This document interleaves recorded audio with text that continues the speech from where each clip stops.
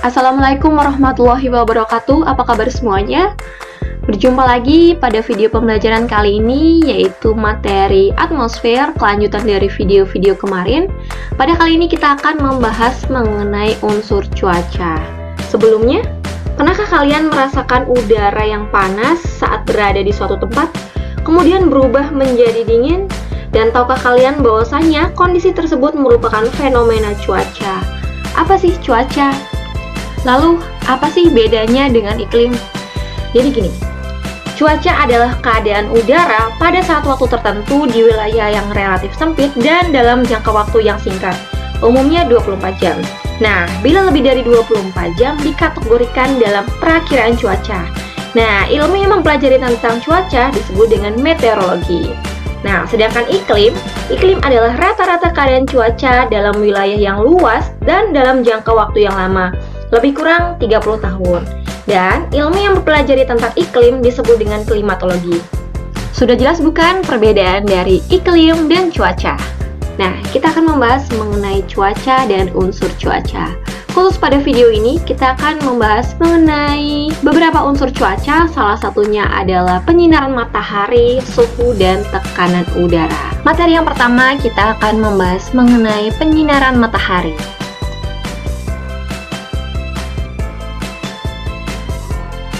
Temperatur di Indonesia dipengaruhi oleh posisi lintang dan keadaan alamnya. Indonesia terletak di sekitar garis ekuator, yaitu 0 derajat lintang utara dan lintang selatan, sehingga Indonesia berada di daerah iklim tropis. Sebagian panas matahari yang diterima oleh permukaan bumi diserap oleh udara dan awan, dan sebagian lagi dipantulkan kembali. Banyak sedikitnya sinar matahari mempengaruhi suhu udara di suatu tempat. Suhu udara bergantung pada lamanya penyinaran, sudut datangnya sinar matahari, tinggi rendahnya tempat, dan keadaan permukaan bumi. Panas matahari memanasi udara di sekitar permukaan bumi melalui beberapa proses. Pemanasan tersebut dapat terjadi secara konduksi, konveksi, adveksi, dan turbulensi. Kita akan membahasnya satu persatu. Yang pertama, kita akan membahas mengenai pemanasan secara konduksi.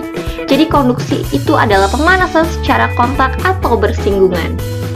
Nah, pemanasan ini terjadi karena molekul-molekul udara di dekat permukaan bumi bersinggungan dengan bumi yang menerima panas langsung dari matahari.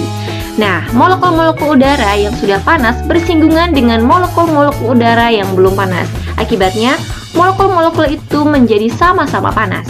Ini adalah ilustrasi dari pemanasan secara konduksi. Kemudian yang kedua, secara konveksi. Konveksi adalah pemanasan secara vertikal. Maksudnya begini, penyebaran panas terjadi karena udara panas bergerak secara vertikal. Udara yang panas akan menjadi ringan dan bergerak ke atas, lalu ruang yang ditinggalkannya akan diisi oleh udara yang lebih dingin. Dampaknya, terjadilah pergerakan udara yang menyebabkan angin.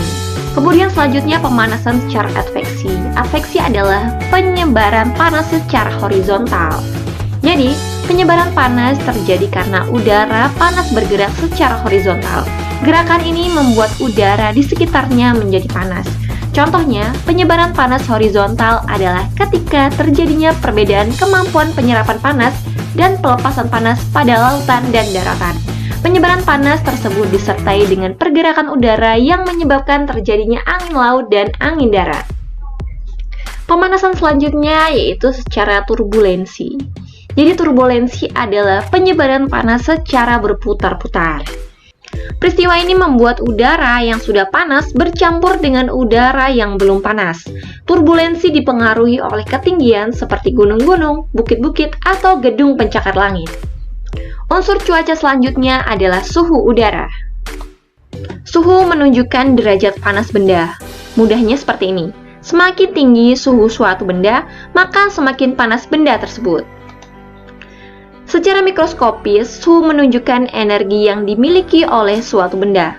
Setiap atom dalam suatu benda bergerak, baik itu dalam bentuk perpindahan maupun pergerakan di tempat getaran. Makin tingginya energi atom-atom menyusun benda, makin tinggi suhu benda tersebut. Suhu dinyatakan dengan skala Celsius, Reaumur, Fahrenheit, dan Kelvin.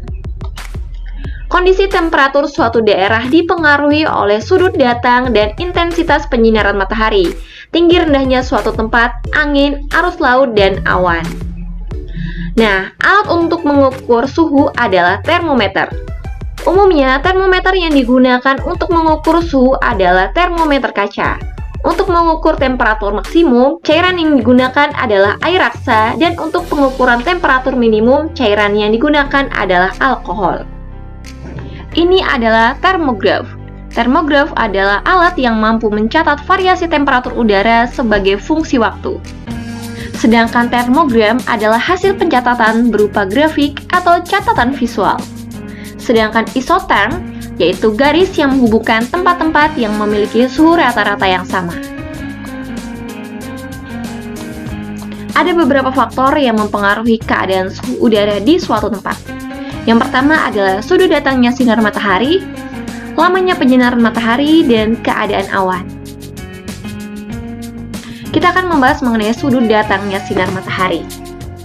Sinar matahari yang jatuh tegak lurus ke permukaan bumi, maka daerah sekitarnya akan terasa lebih panas dibandingkan dengan sinar matahari yang arah jatuhnya lebih condong.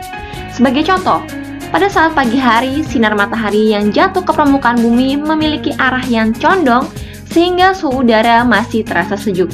Berbeda nih pada siang hari ketika arah sinar matahari tegak lurus jatuh ke bumi, membuat suhu udara terasa terik dan lebih panas. Selanjutnya adalah lamanya penyinaran matahari. Semakin lama matahari menyinari permukaan bumi, suhu udara akan terasa semakin panas. Kemudian, keadaan awan. Semakin banyak awan yang menutupi permukaan bumi, suhu akan terasa lebih sejuk karena sinar matahari terhalang oleh awan. Nah, kemudian unsur cuaca selanjutnya adalah tekanan udara. Tekanan udara adalah berat massa udara yang memiliki tenaga untuk memberikan tekanan pada permukaan bumi dan menggerakkan massa udara dalam satuan luas tertentu. Nah, tekanan udara di setiap tempat tidaklah sama.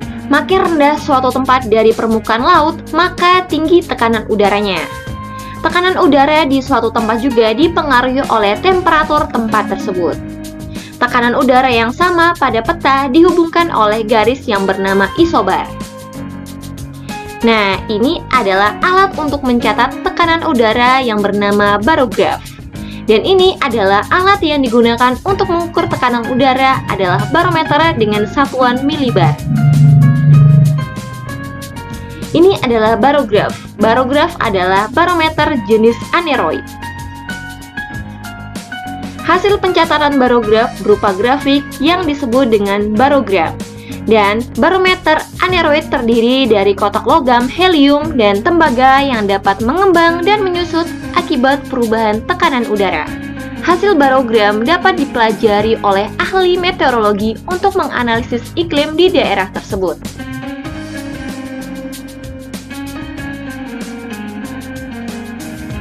Demikianlah pembelajaran kali ini mengenai unsur cuaca yang terdiri dari penyinaran matahari, suhu udara, dan tekanan udara. Semoga video ini bermanfaat dan sampai bertemu lagi pada video-video selanjutnya. Terima kasih. Wassalamualaikum warahmatullahi wabarakatuh.